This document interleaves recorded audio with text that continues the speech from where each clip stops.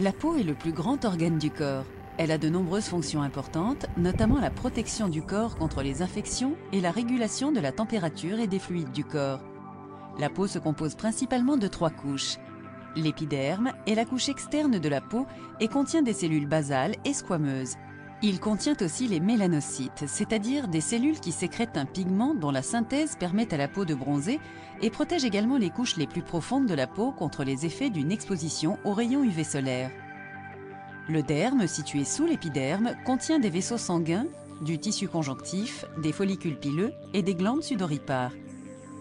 La couche sous-cutanée, à savoir la couche la plus profonde de la peau, contient des adipocytes et du collagène. Un cancer de la peau survient lorsqu'il y a une croissance incontrôlable de cellules anormales dans une couche de la peau. Il existe 3 formes courantes de cancer de la peau qui se distinguent par le type de cellules affectées. Le carcinome basocellulaire est la forme la plus courante de cancer de la peau. Ce type de cancer de la peau ne se propage généralement pas, mais nécessite un traitement. Les carcinomes basocellulaires se développent le plus souvent dans les zones d'exposition de la peau au soleil. Les carcinomes spinocellulaires se développent dans la couche médiane de l'épiderme.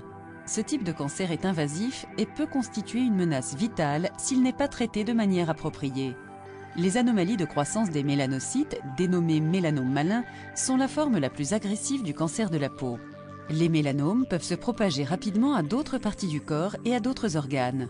Ce type de cancer de la peau peut être fatal s'il n'est pas détecté et traité de manière précoce. Les personnes à la peau claire ont un facteur de risque accru de développer cette forme de cancer.